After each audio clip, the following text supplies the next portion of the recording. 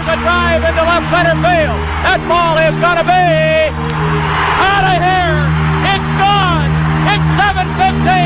There's a new home run champion of all time, and it's Henry Aaron. Today, I consider myself the luckiest man on the face of the earth. Gibson swings and a fly ball to deep right field. This is going to be a home run. Unbelievable! A home run for Gibson. And the Dodgers have won the game 5-4. I don't believe what I just saw. There's a left back. A Cody, I believe. The Giants from the pennant. The Giants from the pennant. The Giants from the pennant. The Giants from the pennant. Bobby Thompson hits into the line back. On the left field. The Giants from the pennant. And they're going crazy. Smith corks one into right down the line. It may go. Go crazy, folks. Go crazy. It's a home run, and the Cardinals have won the game. Little roller up along first. Behind the bag. It gets through Buckner. Here comes Knight, and the Mets win it. This is WHPC Sports Talk on the voice of Nassau Community College 90.3 WHPC. Here we go, 4:02 p.m., and welcome to WHPC Sports Talk. I am Michael Merlo. I am joined by Matt Leonard, Joshua Umahi, and Ross Levine. Guys, a very, very busy weekend in the baseball world as both the Mets and the Yankees, an interesting start for sure, dropped both games on Sunday. Lots to get to. Aaron Judge extension not done. I know you guys probably touched on it on Friday. I called in, but I do want to talk more about that. And Gerrit Coles' comments after the game on Friday afternoon on opening day. But first, how are you guys doing? I think it's baseball. Is this mic not working again? That mic's not working. Hold on. But baseball is back. Is it working now? No. No, it's not working. But anyway, baseball back, and Well, this is why. This mic's plugged in. wow. Just use that mic. No, I gotta do this now. Okay, well, anyway, you fix the mics. Baseball is back, and it is very nice to have. The amount of baseball I watched this weekend. I blame the Monday morning show. The amount of baseball I watched this weekend was incredible. I mean, all I did was watch baseball. I mean, I was at the game in Washington for the first 2 days, came back, watched baseball the rest of the weekend.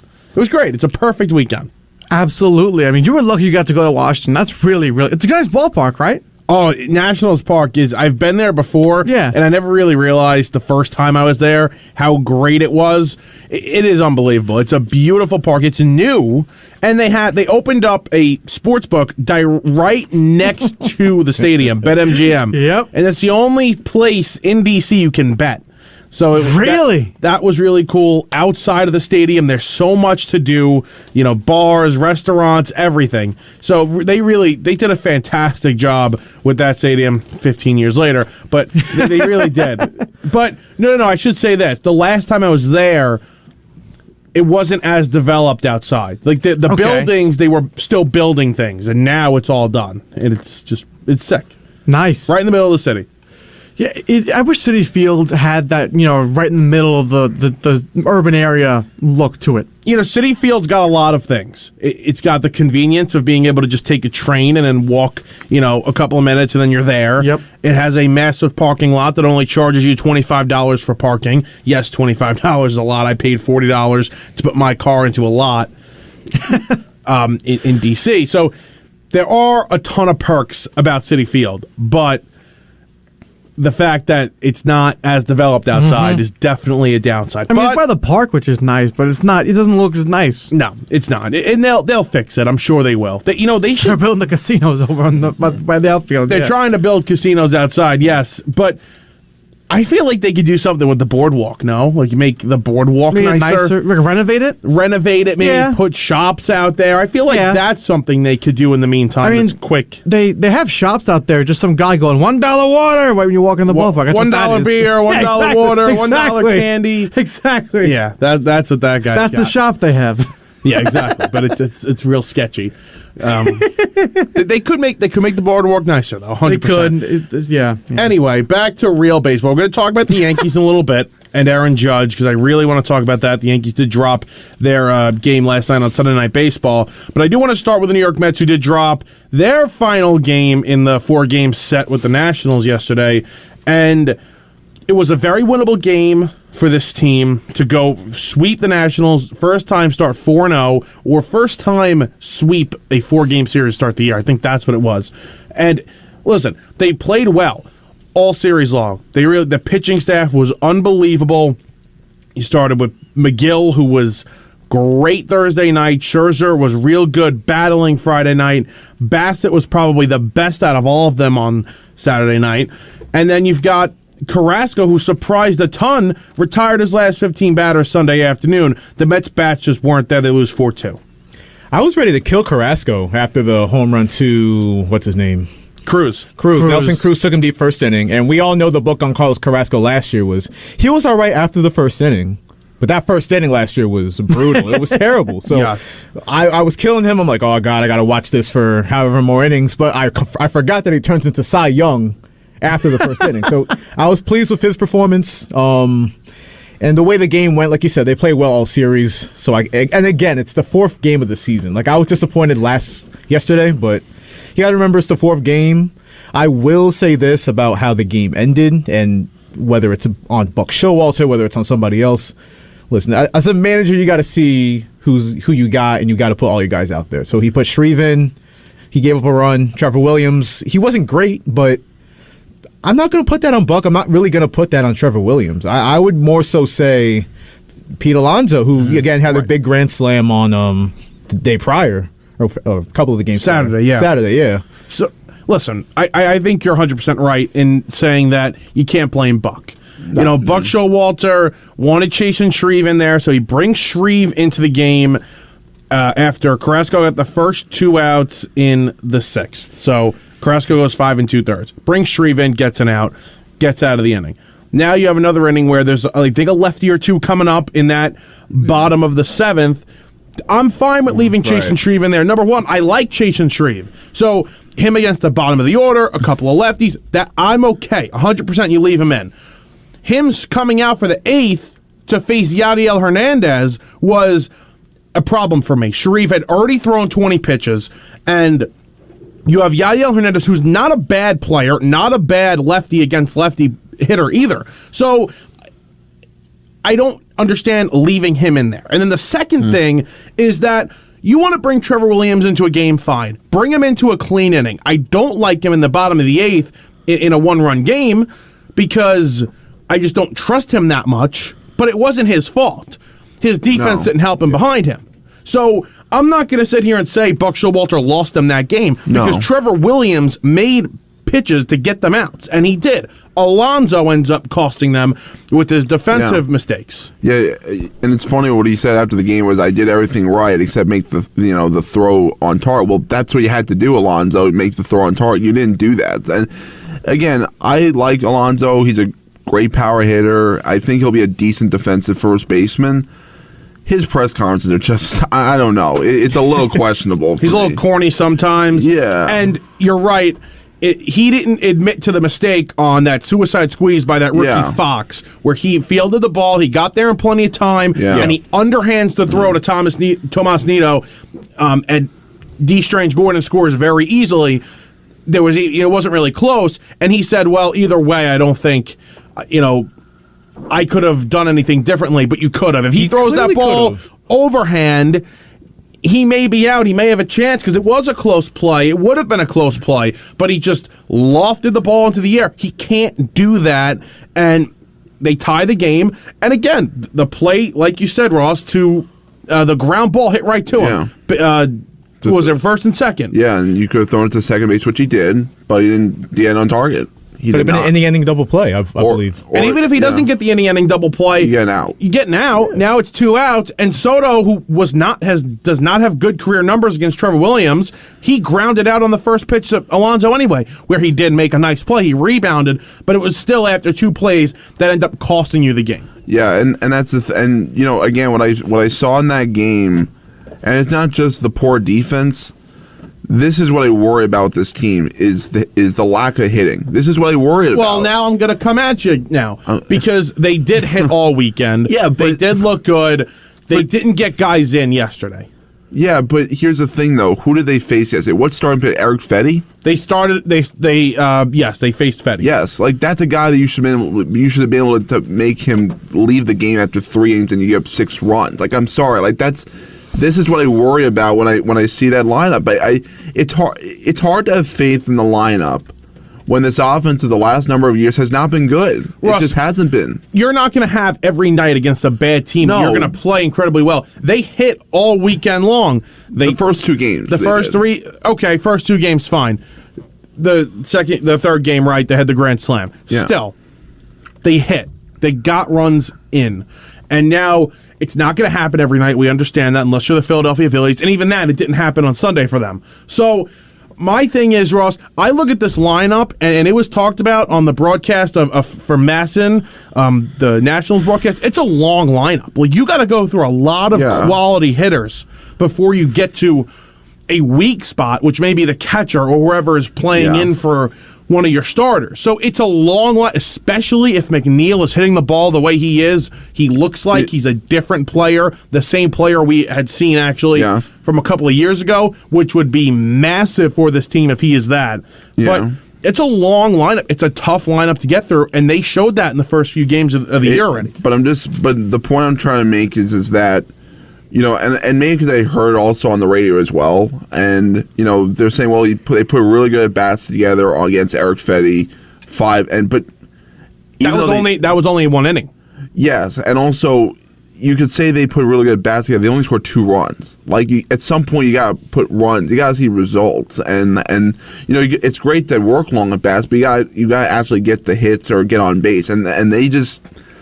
That's what scares me, because I've seen it so much with this team where they make a not great pitcher look good, and Carrasco, who was really good after the first inning, they waste that outing, and that's what's frustrating. Like, if he gave up 4 runs, who cares? But he gave up 1 run, and the bullpen you can't even blame, because Trevor Williams gave up a ground ball to Nelson Cruz. A few ground balls. Yeah. It was a few. What screwed him was a few ground balls. Yeah, Lindor should have been there. He sucks in the field. I don't care what anybody says. He's terrible in the field. He's a Gold Glover, Ross. He sails throws. He could have made easily a few more errors if Lon didn't pick his bacon. That'll happen. He didn't have a good weekend. I'll give you that. Defensively, he wasn't good this weekend. He made a couple errors, but I wouldn't say he's bad in the field. No, he's not terrible in the field. I'm just saying he's not. For people that are saying that he's a sure thing in the field, I don't agree with that. He's not a sure thing in the field sometimes. Well, he's kind of like a laid-back, cooler guy. He knows he has a lot of talent, so he can lollipop a few throws. He can be lackadaisical, but he's a damn good fielder, though. I trust that every time the ball is hit to him, he's going to make a play. That's how I feel. That's how I felt since we got him. And last season he was good, even when he wasn't hitting. He was still playing well in the field. So I disagree. I believe that he can field. 516-572-7440. How worried are you, Met fans, about yesterday's loss? I'm not too worried. I don't love it. Buck Showalter, the honeymoon may be ending a little sooner, but I still like Buck. And, you know, the Mets were thrown out again on Friday night. The benches cleared, and Buck was the first one out of that dugout screaming, cursing at the umpires, at the national players. Steven Cishek hit Francisco Lindor in the face. Francisco Lindor is obviously fine. He played the day after and yesterday. But it was a great scene, especially being there, seeing everybody sprint. I mean, it was quick. The Mets dugout emptied in 5 seconds. As they should have. As they should. It was the third guy to get hit up above the neck area in 2 games in 14 innings. That's ridiculous. The Mets definitely reacted well. Are you surprised they didn't throw at the Nationals all weekend? I actually happen to think that it was a good thing they didn't throw at them, but that's just how I feel. I'm with you, but it did surprise me that, you know, some pitcher, I'm going to take this into my own hands and hit somebody, whether it's, you know, in the leg or in the back, something, maybe not in the head. You don't retaliate with the head. You just don't do that. Mm-hmm. But I think it's good for them because the later games in the series were closer games, and you don't want to put base runners on. It's smart baseball. Right. And I don't know. I don't think it was intentional. And one of the National fans I was sitting in front of In the second game, he taps me on the shoulder. He goes, "Do you think this is intentional?" I go, "No, I just think your pitchers are terrible. You can't throw. They have no control." Yeah. And one of the problems is that these pitchers, especially in the minor leagues that come up, these young guys, and this is what they're teaching them even in the major leagues too, they don't care about control or being able to, throw the corners and pinpoint and just have great accuracy. They care about throwing as hard as possible. And that's the problem. And you'll lose a couple of pitches. And that's what these guys are trying to do, especially Thompson in the first game. Cishek's a guy that throws kind of, slow. He throws a sidearm. I really don't think there was any intent there at all. But and with neither of these guys, really, it's just that this is what they're taught. No control, just as fast as you possibly can. Didn't Mason Thompson get hurt? He ended up getting hurt yesterday or the day before, yeah. Mm-hmm. That's crazy. Like, at some point, and this is something to watch with, like, all the bad pitching staffs across the league, like, you got to be able to just drill strikes, be in the strike zone. You can't just all be wild all the time, because that's what happens. You hit people, and unfortunately for the Mets, you hit Lindor and Alonso. They had the C-flap going, so they're not seriously hurt. But come on, like, really? You got to be able to pitch. You got to do better. You got to be able to pitch the way Chris Bassett pitched on Saturday. You have to be able to pitch the way even Carrasco pitched on Sunday. You got to be able to hit the spots, hit the corners. You got to be able to mix your off speed in very well. That's what they did, and they were incredibly effective. And Bassett's been effective for years now. For a few years now, he's been one of the top pitchers in the American League. I'm his number one fan now. He's unbelievable. Did you see his post-game interview after? He was great. Says, what did he say? "I don't care about the name on the back of the jersey. I went against Ohtani and Trout for years. I'm just going to come at you." We're talking about Soto. I loved hearing that. That's what we need. Can't be scared to go against Juan Soto. We're going to see him 18 games this season. And the Mets got to go after him. And the Mets handle him very well. Yeah. Yep. And besides the bomb he hit in a 4-1 game on Thursday night, he was held in check. Yeah. One was an infield single, another one was a regular single, but he didn't come up with guys on base. The Mets pitching staff overall was unbelievable all weekend. Great. Absolutely great. And we got to give some love to Jeremy Hefner. Yeah. The job he's doing and has done since he's been here has been incredible. I never doubt the Mets starting pitching. You just, even with... Knock on wood. Knock on wood, exactly. Do it right now. But even with DeGrom and Scherzer, you have big names here. Even if you have Carrasco, or we'll see how Taijuan Walker does. I don't really trust him. I'm nervous for that. Yeah, we'll see how he does tonight, and I know he's a little banged up, but still. But I trust the pitching staff of the Mets. And to Ross's point, it's really all going to be about... I know we're going to get hits, too. I know we're going to hit some home runs, but the timely hitting. Again, it was a 2021 offense yesterday. That's what it really was. Yesterday it was, but all weekend that you saw, their runs came with 2 outs. Their runs came with singles and doubles with guys on base. There's only a couple of home runs in the whole series. So they did hit with guys on base, surprisingly, very well all weekend. You just want to see them at least, beat up on the bad pitchers, like do what they need to do. Because again, they haven't done that the last few years. I'm just saying, how many times have we seen a guy with a 70 ERA going to Citi Field or wherever they play, and Keith, Ron, whatever, they drool over this guy, has really good stuff, and meanwhile the guy's a 70 ERA and they dominate. Like, that's got to change. Yeah, it's been way too often, and to that point too, again, if the Mets hit, like I keep saying, if the Mets are able to hit a 12-6 curveball better, they'll be a much better team. I mean, that killed them last season. And one thing I wanted to kind of touch on from the series, too. So Pete Alonso, Dom Smith, and the whole DH thing. Mm-hmm. It's like, I hear you, Pete. You want to be an everyday player. Yeah. And Gary, Keefe, and Ron touched on it. He's a much better one, Yeah. He's a much better hitter for average when he's in the field. Now, he's a better power hitter when he's DHing. But if you're going to say, I don't want to DH, and kind of cry about it and complain about it, you can't make those 2 errors yesterday. No, and this is going to be a big question all season and for a very long time. As long as Dom Smith's here and so is Pete Alonso, it's going to be, why is your better defensive first baseman DHing while you have your better power hitter but not such a great defender first baseman playing first base? And Buck Showalter's going to have to answer that question. And tonight, Dom's not in the lineup at all, as he shouldn't be, against a tough lefty in Ranger Suarez.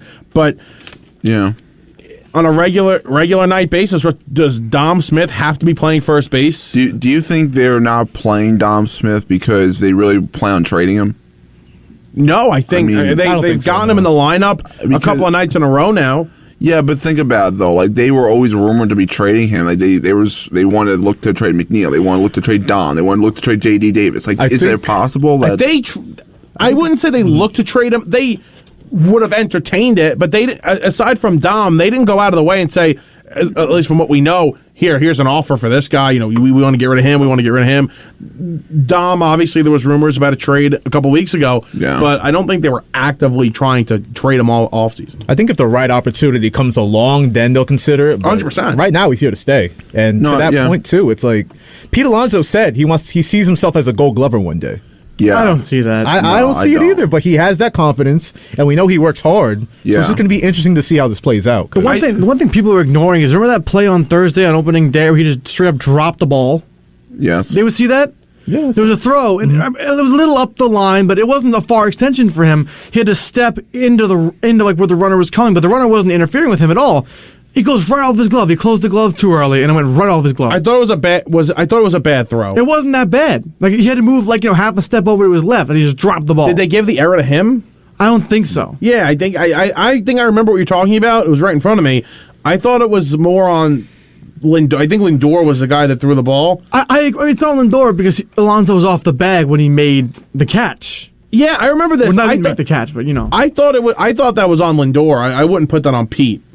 I thought he didn't have that far to go for it, and it just clanked off his glove. I didn't like that. If he was off the base, it's going to be on.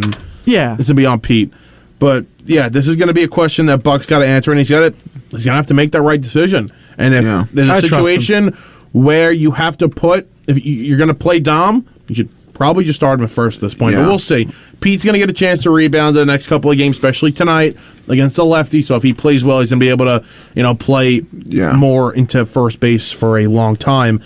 Let's talk very quickly tonight. Ranger Suarez, the lefty on the mound for the Phillies at Citizens Bank Park against Taijuan Walker making his debut. I got this stat for you. Taijuan Walker versus Kyle Schwarber. Oh, no. I just walk him every time. Kyle Schwarber is 5 for 10 against Taijuan Walker with 5 home runs. So I'd be looking to bet on a Kyle Schwarber home run tonight if I was a bettor, but I'm not going to be betting on that. Didn't he have one in his first at-bat with the Phillies this year, too?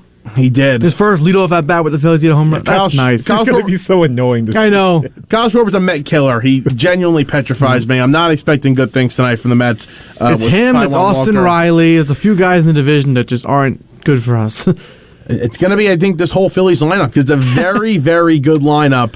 And Taijuan Walker, again, making his debut. And one of the reasons why I also didn't like Trevor Williams starting or going into the game yesterday was because I believe they probably have to use Trevor Williams tonight. He might need him tonight. You got to look at that.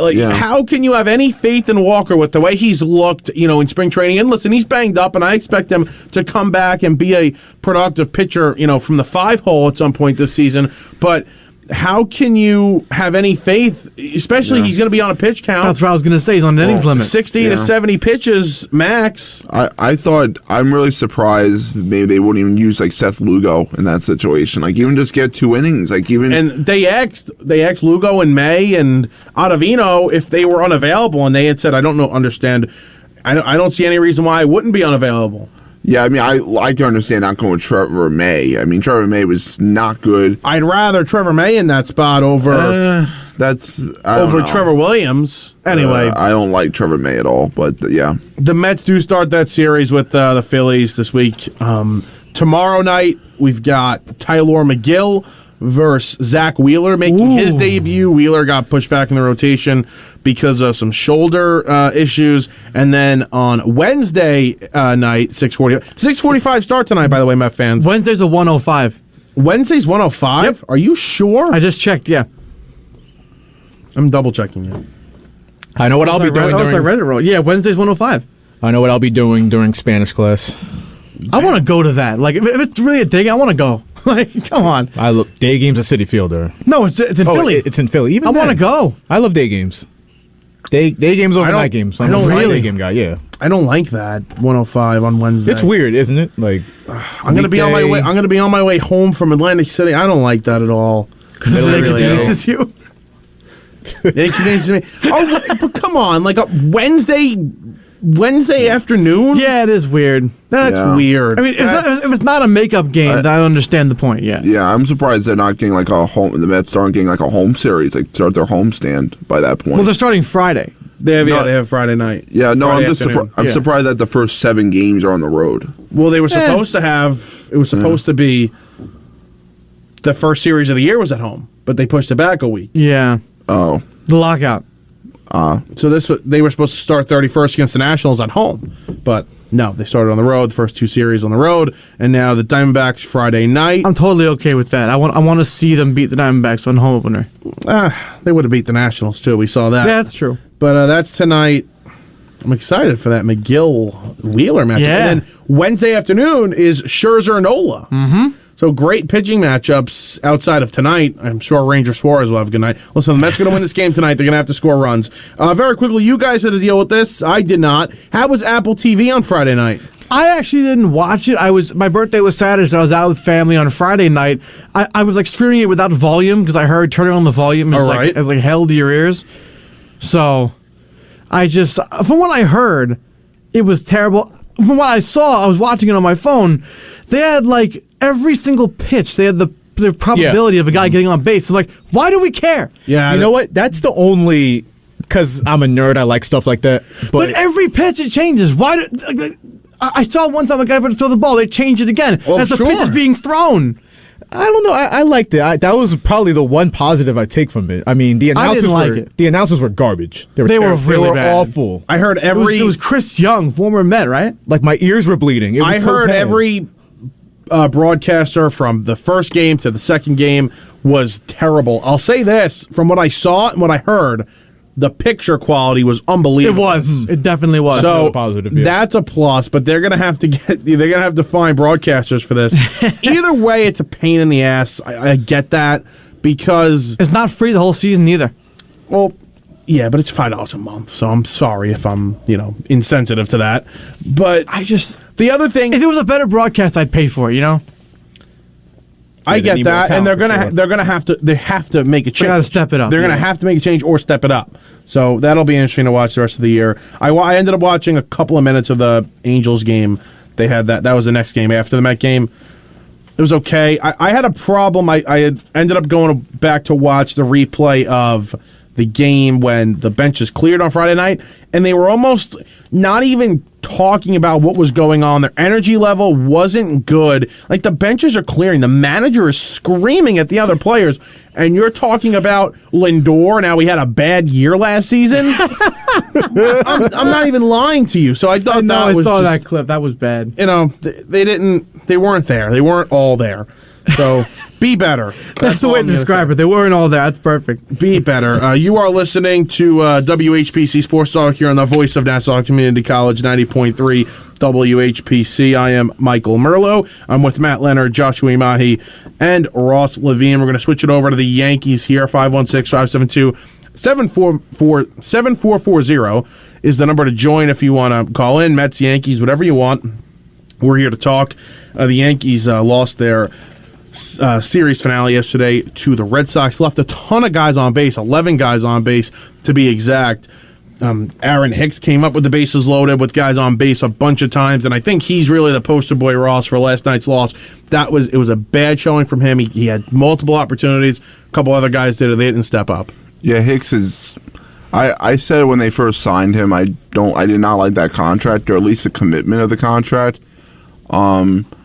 And look, it showed. I mean, he's always hurt. He's not been a great hitter, not a great average.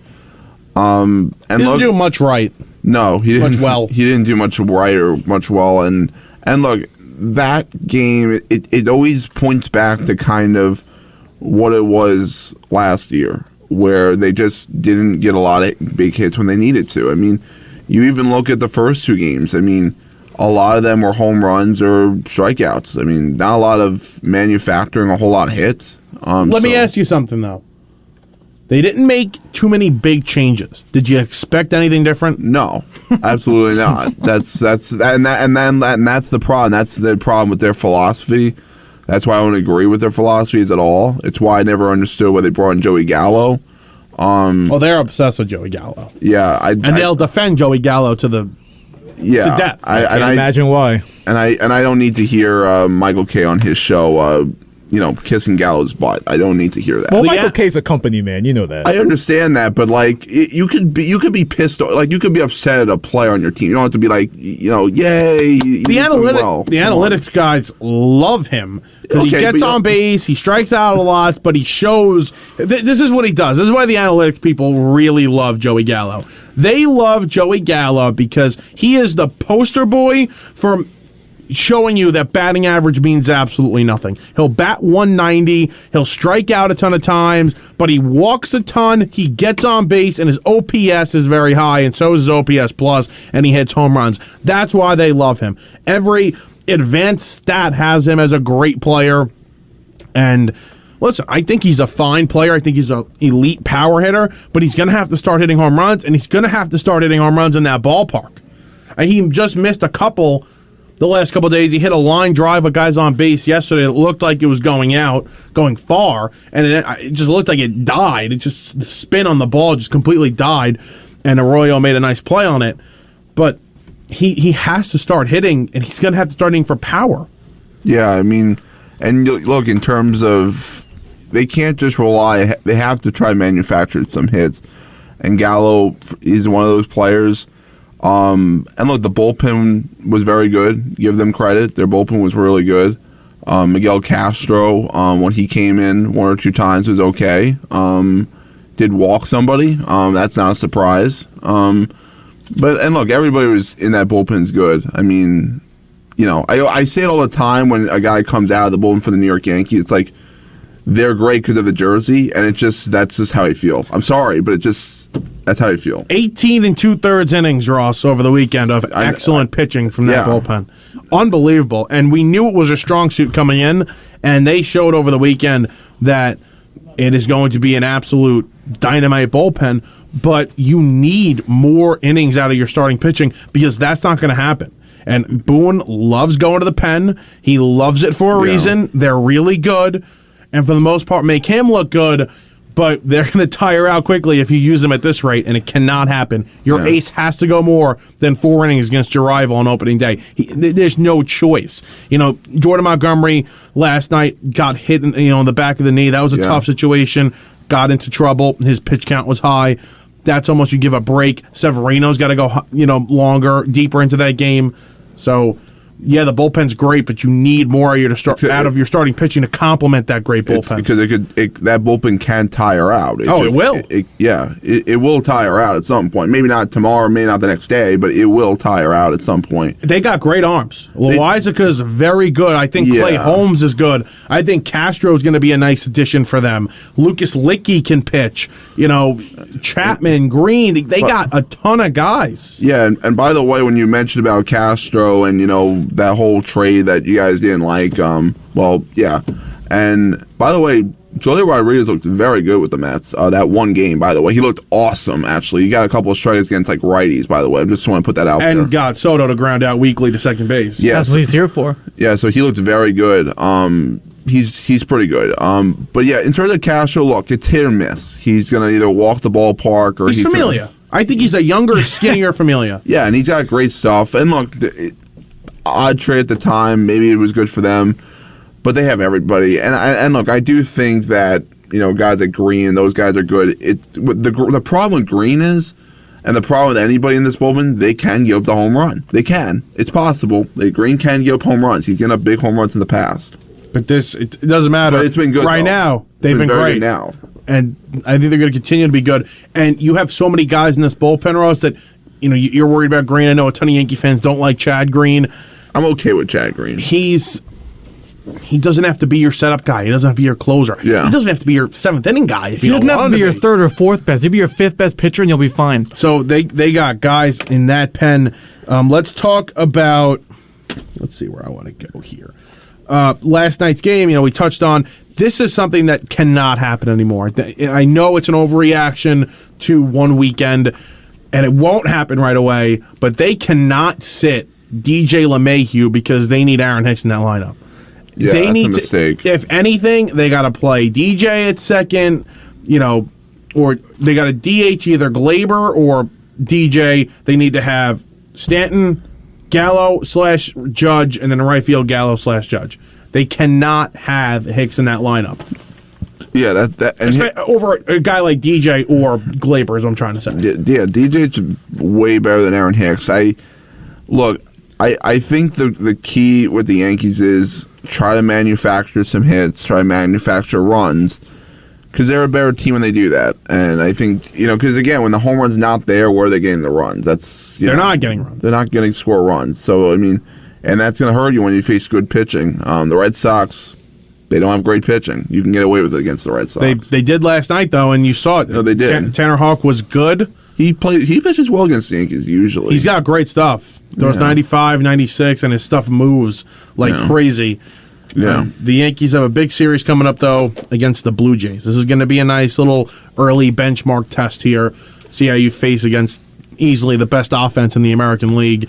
The Rangers, Blue Jays had shootouts this weekend. Big-time shootouts this weekend. Yeah, no, they did. And look, the Blue Jays can hit. It's the question's always going to come down to the pitching for them. And I like Alex Manoah. I think he's a good pitcher. He'll go tonight against Tyone. He'll make his season debut. He dealt with injuries last year, so you hope that he's a little better than he was last year. I mean, there was a point last season where he was the best pitcher in the American League, but for a month he won Pitcher of the Month. But we'll see. All right, let's talk about this. Yeah, I want to talk about Aaron Judge's extension. Aaron Judge turns down 7 years, $213.5 million. Would have paid him $30.5 million annually.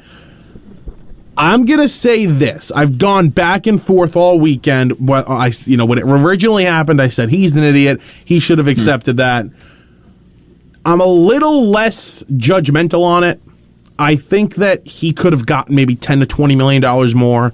But after looking at the numbers that I think he wanted, 8 years, $260, $270, $280, at $35, $36 million per year, I think he's nuts. Absolutely nuts. This is a guy that is a big guy, has had injury issues. You're paying him essentially for age 30 to 31 until he's 37, 38. How can this guy expect to get a long-term contract like that and at that kind of money, at Mike Trout kind of money annually? I don't understand what his people are telling him. And now this is a guy, yes, Judge has been fantastic. He's done it at the biggest stage, at the highest level, under immense pressure. He hasn't delivered on a championship, but that's not really his fault. He is gambling on himself in a major way, a major gamble on himself. Let's see if it pans out. Yeah, I mean, when there's a lack of communication with the general manager Brian Cashman and Aaron Judge, there's an issue. There's an issue, and especially when Cashman is saying the numbers in an interview, that's a bigger problem. Well, I disagree. I think he's got to. He has every right to play. Kind of control the damage here. They were going to get killed. Yeah, but what happened in those discussions, in those negotiations? Yeah, I mean, look, if they're going to get ripped at the Yankees if they do not sign Aaron Judge. If Aaron Judge goes somewhere else or he hits free agency, there is going to be extreme heat on Brian Cashman, no matter what. That's just a fact. I mean, now look, if he gets ridiculous money on another team and some other team gives him that offer, then whatever. But they're going to get ripped because here's the thing. Let's say he's really good, and for some reason the Yankees just have a down year for whatever reason, and you can't agree to anything. Then what do you do then? You don't know. Well, it's funny because they all affect themselves, right? Because if Aaron Judge has a bad season, and the Yankees could pay him less, it's because the Yankees had a bad season. Yeah. Or if he has a very good season, that's going to probably mean the Yankees also had a great season, and you got to pay him more. Which would you rather have? The Yankees, of course, are going to go for the great season and have to pay him more. But you're right, Ross. If he's going to hit the market, if he has a fantastic year, I have a team in mind. Not the Mets, not the Dodgers, the Giants. He's from California. He's from California. The Giants are going to need a big-time player. They're big on analytics, and analytics tell you he's an unbelievable player. I think that's a team that would jump right on him and say, you know what? Yeah, here's your money. You could be the best player on that team offensively, go play right field at AT&T Park, whatever they call it now. I think that is a unbelievable move for them if they're able to make it in free agency next year. So my point is the Yankees are going to have bidders. But let me tell you this. What did we say before the offseason if the Braves didn't retain Freddie Freeman? We would have said, oh, my God, what a terrible offseason. That could be the Yankees. Then you get Matt Olson, you're better. They trade for Matt Olson. They make other moves. They spend the money wisely. Now, if they make their roster better without and getting a big name, you have to get a big name, but make your roster better while spending money, and it's not Aaron Judge, Yankee fans are not going to complain. What if a trade for Juan Soto was swung? And then an extension was done? It's not out of the question. You're going to have to give up Volpe, probably Dominguez, but if you're able to get Juan Soto, you do it. And I'm just saying, that's not being rumored. That's not being talked about. I'm just throwing that out there. Yeah, he'll be on the block at some point before he gets to free agency. He's not resigning. That's the biggest talk in Washington. Just want to let you know. Really? So they're saying they're going to resign? The biggest talk in D.C. among the fans is whether or not they bring him back. Wow. Stevie, get that blank check ready. And every time one of the national fans pissed me off, all I said was, "Yeah, Juan Soto will be a Met in a few years. Don't you worry." Yes, sir. And they got mad. So Need it. Yeah. So you said Judge was asking for $36 million a year, right? About 36, 37. Anywhere from 32 to 36. There are very few guys I would give over $35 million a year to in this league. I'd say Ohtani, definitely take my money. I would give it to, Vlad Guerrero, those younger guys that are proven to be stars. Mm-hmm. Judge's age makes me think, why do you want to commit that money to him? He's good. He's very good. He's a great power hitter. He's feared and he's all that, but I don't know. Like the guys you just named, they're like generational talents. But they're younger. And they're younger too, exactly. Okay. And he's 29 years old, Judge. Let me play devil's advocate. He's gonna be 30 in a week. Or in 2 weeks, he's gonna be 30. Mm-hmm. Okay. So essentially, when you give him that extension next season or the contract next season, it's going to be for his age 31 season on. You're not paying him for his age 30 season. The Yankees are paying him for his age 30 season. Yeah, I'm in the same general area as you about where I think he's going to go, but I'm going to say he ends up, if he doesn't end up with the Yankees, he'll be in San Diego. All right, they're an aggressive team that likes to spend money. We do have a caller on the line. That's great. Finally. Right, we haven't been getting much calls. Caller, what's your name and where are you calling from? You're on the air. My name's Mike. I'm from Riverhead. What's going on? What's up, Mike? How you doing? Good. I just wanted to get into depth about the Mets opening weekend. Sure. Listen, great start opening day. I actually heard that you're at the game. I was listening in before. Yes, I was there. It was unbelievable. Listen, great game. Bench clearing to start off the season. Can't believe that. You love the aggressiveness from the team, the manager. It's great. It's great to see. Oh, it was great. But I want to get into Pete Alonso. Sure. I took him actually as a prop bet home run the other night during the Grand Slam. Great way to start off the season for my betting. Game 3, this guy can't even throw a ball to first base or home plate. What's up with that? Game 4, I know that was. Listen, it was difficult to watch because. You feel like you get that ground ball, you're out of the inning. Oh my God, you're going to win this game. You're going to bring in whoever's. I don't even know who's going to close that game. To be honest with you, maybe Lugo. Maybe. I think Lugo, but still, you're feeling good. It was a winnable game. The problem is, it was a winnable game. You had it right in your hands. Yes, it was a one-run lead, but you felt like you were the better team all game long. Well, I mean, now I got to ask you, Mike. If Pete Alonso makes those plays, you think Mets walk away with that W? They do. I feel like they do. It would have been 2-2. It was 2-2. And you got that 42-year-old Nelson Cruz, that dangerous weapon. I think I wouldn't say they win the game. I don't think it's a guarantee because Ross is right. They already scored the run. They already tied the game. So no, I don't think they would. I can't say it's a guarantee they win the game. Okay, yeah. I just hope to see a little bit of consistency from this year from Pete Alonso's offense to defense. Absolutely. I mentioned this earlier. Don't you think it's funny that he has this thing about DHing and he's saying, I want to be in the field. I'm going to be a future Gold Glover one day. And then he does that to start the season. It's not funny to you? It's not a good start. No. It's not a good start. He looked very good. He's too, I don't want to say, again, I like that he's confident. I'm okay with that, but there's a way of doing it. There's a way of doing it. That's all I'm going to say. Also, Greg, you had me for a second with Mike from Riverhead, but I realized it was you. Damn, you caught me. I caught you. We don't reach Riverhead, do we? No, we don't. We don't reach Riverhead. Now. It's like you got to call him. Thank you for the call, Greg. I'll see you in a little bit. You got it. We don't reach Riverhead. That's my friend Greg from work. I didn't even realize that. Like, that we don't. I was like, wait, he's listening on the app or something? That's great. Our app is working. Like, well, yeah, no, the app. Every app works. I mean, but I'm saying I don't know if people download it as the thing. Well, everybody has all. I think most. Our app, say that. The WHPC app. I'm saying. No, but you can listen on Odyssey and iHeart. Of course you can. Yeah. I think a ton of people have those apps. I'm a nerd. I have Odyssey. I use it every day. But that's funny. Where were we? Pretty good. Aaron Judge. Yeah, listen. It's again. I think $10 to $20 million more. But yeah, is it?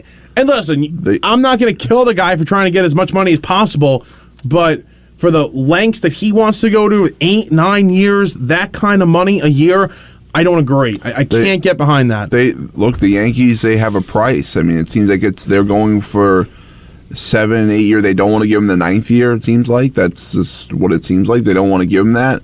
And look, if it comes, this is what I feel. If they're willing to let it go through free agency because they don't want to go through a 9th, they don't want to give him a 9th year. They don't want to give him another 10, 15. Well, now it'll be 8. They'll get if it comes to them paying him, it'll be an 8-year contract in the offseason. No, I know, but like it seems like they're not willing to agree. It seems like they're willing to let it go to free agency.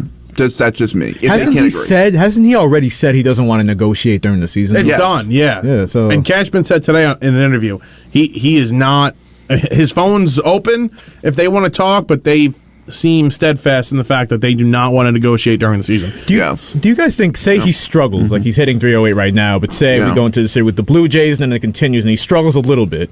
Does he do you see him swallowing his pride? And I'll tell you one thing right now. He's going either way. He's going to hear from the fans. If he and he's going to have slumps this year. He's that type of guy. He's a big power hitter, so he's going to go through slumps. The fans are going to let him know. He won't become Stanton or Gallo or Hicks. The three most complained. The three biggest players that the Yankees fans complain about. Yeah. I don't think he'll get to that level, but I'll tell you right now, when it comes to contracts and things like this, hate starts to settle in. I shouldn't say hate. Dislike for a player starts to settle in. You don't want to be with us. You don't want. That's a good offer. You don't want to sign this deal. It's a ton of money. You don't want to sign that deal. I think if he is ever struggling during the season, and he will, he's going to hear from the fans. This is another thing, too. Like, do you think, because we all know what the reputation of Brian Cashman is right now, and how Steinbrenner, they're kind of playing the cheap route a little bit, and fans kind of, like, agree with that. Some fans do. I don't think this is them being cheap. I think this is a smart offer. I think $30.5 million for 7 years for a guy that I don't think is going to age well because of his size. We've never seen a player of that. Like, think about it. He's so big, we've never seen a guy of this size. Never. In the field every day, too. He's the biggest position player, I think ever. Like size-wise or height, you're saying? Size and height. Either way, he's a big boy now. He's huge. Yeah, he's like 6'7", 280. Like, he's huge. You've never seen a player of this magnitude. And I'm going to guess he does not age well. And you also his injury history, too. His injury history. And he's a great outfielder right now. Nobody denies that. He's a great defensive outfielder. But in a few years, when his legs start breaking down, because they will, do you want to pay a guy $35 million a year to be a DH? No. And for that reason, I think it's a reasonable offer for the Yankees. But I just feel like Judge is kind of banking on, in terms of your point about like public perception and fan perception, like, oh, this is just another example. They'll see it my way that the Yankees are being cheap. And I got to get mine. I'm Aaron Judge. Everybody loves me. I'm the homegrown guy. I think he's kind of the face of the Yankees right now. In his mind, I can see him playing it like that. But to your point, it might go the other way on him quickly. I've seen this question posed. Is Aaron Judge more valuable to the Yankees than he is to any other team? And that's the Yankees' case. The Yankees' case against him and the contract that they offered him was that we believe that Aaron Judge is more valuable to.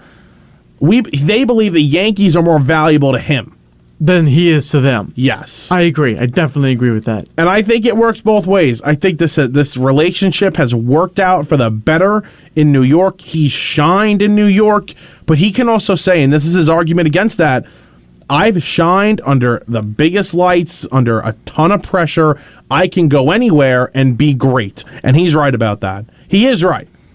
Because not many players have dealt with this. Very quickly, Gerrit Cole, I'm not going to be here the next 2 days, so I do want to talk about this. Go ahead. I'm sure Dom will do a little basketball tomorrow. We'll touch on the Nets very quickly. They play a play-in game, the Cavs, on Tuesday night. But Gerrit Cole's comments after the game on opening day, he was struggled in the first inning, gave up 3 runs right away without recording it out. 3 runs.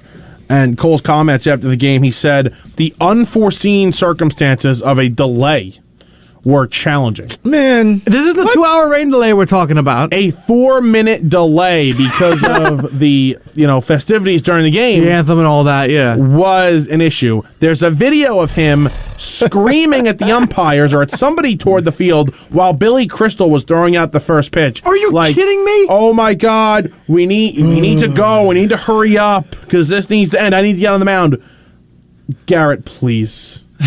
Please, for the love of God, shut your mouth sometimes. How much is he getting paid again? $36 million a year. Come on, man. Nah, come on, man. You call this guy an ace? This guy's not an ace. I feel like if this is Anthony, I'm going to die. This guy is not an ace. There should be like a mental test before you sign to be a star for a New York team. I don't. Between Julius Randle and Gerrit Cole. What's going on here? Maybe they're like text message each other, like who's worse contract. I don't know. We got a caller on the line. Caller, what's your name and where are you calling from? I'm JM. JM, what's up? What's going on? We're bashing your ace here. Let's go. Yeah, I just wanted to go back to what you guys were talking about with Aaron Judge. I don't think, me personally as a Yankee fan, I'm not that concerned, honestly, with how he's handling this. I think that this is just a move from his agent to threaten the Yankees and go out and maybe, test some offers from other teams and see if they could drive his value up a little bit. But I think at the end of the day, he wants to be a Yankee for a long time. I don't think any other team's going to offer him a 10-year contract or something crazy like that. I don't think he's going to get that from any place.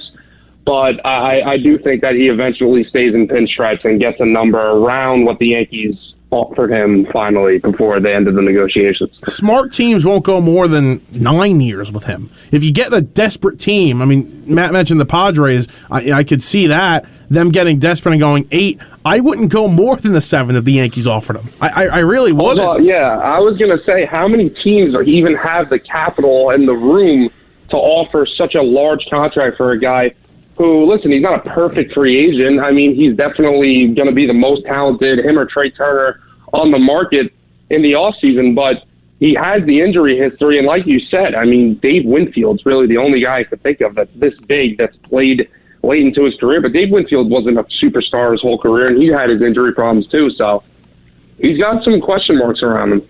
What do you think of those Gerrit Cole comments after the game? Or how do I say it wrong? It's Gerrit? Garrett. I mean, I don't think much of him, honestly. I think Gerrit Cole, just like many other aces, I think he's a mental case. I think all those aces are, right? They have their whole body clock thing, and you mess up one thing, and all of a sudden they're all out of whack. But, I mean, listen, as long as the guy goes out there, gives me a low 3, high 2 ERA, he can say whatever the hell he wants, honestly. I know, but he didn't pitch. He didn't pitch that great. Nope. On Friday, he settled in. The Red Sox have his number for sure. I mean, I think we're finding out he cannot pitch well against that team, which is not a good thing. No. I cannot believe I can't believe he said that though. I actually that blew my mind. I can't believe it. And thank you for the call, JM. We appreciate it. It is funny.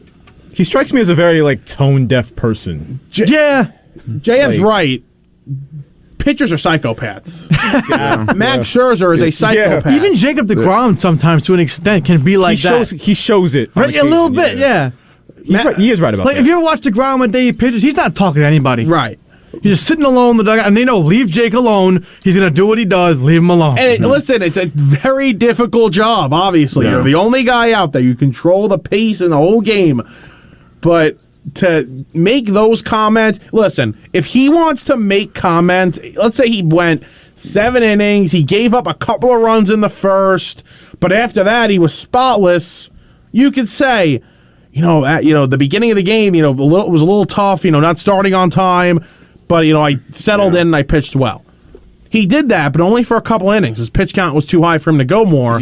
You can't say that after a start like that against your arch rival, who 100% he cannot pitch against the Red Sox. Yeah, it's also just one of those things where these pitchers are so hard on themselves, and I think that's a big thing too. Like Yankee fans overreact to this all the time with like one bad thing all the time. Like when they lose one game to the Red Sox. They still won the series, but they lose one game to the Red Sox. I think the sky's falling. I just don't understand it. It's like okay, they lose the game, so like jump off the Throsnick Bridge. Like I don't. I'm not in that class. I love the overreaction. I'm all for overreaction, especially with another fan base, right? Oh, even my fan base, man. Give me the overreactions. Well, we can weed out. Let's trade Pete Alonso now. Yeah. Max Scherzer gave up 3 runs. He's washed. He's terrible. Max Scherzer gave up that bomb to Josh Bell, and I looked over to my friend. Okay, all right, he bounced back from it. Like, who cares? No, he bounced back and pitched well, but as a joke, I looked over to my friend and I go, trade him. Get him out. I don't want him. No, New York fans are a different breed. That's why I love Yankee fans, because it's like the Knicks fans, like it's kind of like a brother thing. Like I get y'all. Like there was somebody that tweeted Kiner Falefa made an error, I think the second game of the series. Some of the stuff that was getting tweeted about, I'm like, yo. I get him. Can we talk about that for 1 second? Kiner Falefa was he won a Gold Glove at third base. Yes. Yep. Okay. And if you watch any of these Yankee games, every time he made an error, they made sure to put on the screen he was not a good defender at shortstop in 2021. -7 defensive run saved. And all I heard from Yankee fans in the offseason, because I don't know much about Kiner Falefa. I didn't know about it. He was okay with Texas. He was okay. He is not great at shortstop. And all we heard was that they improved defensively up the middle. How much? I mean, how much did you improve up the middle of shortstop? Well, because here's the thing. They listen to the radio. They listen to Michael Kay and say, well, that guy was really good. So it's like, I guess he's really good on the Yankees. He was good at third base. He was not good at shortstop. He was different position. He was bad at shortstop. Completely different. And it's not like he was great over the weekend. Sure, we want to overreact to one weekend. Let's overreact to one weekend. He wasn't good over the weekend at shortstop. That's the thing with him too. Like, he's a soft hitting guy who's playing out of position, and he's not playing at his best position. What is the point of him being here?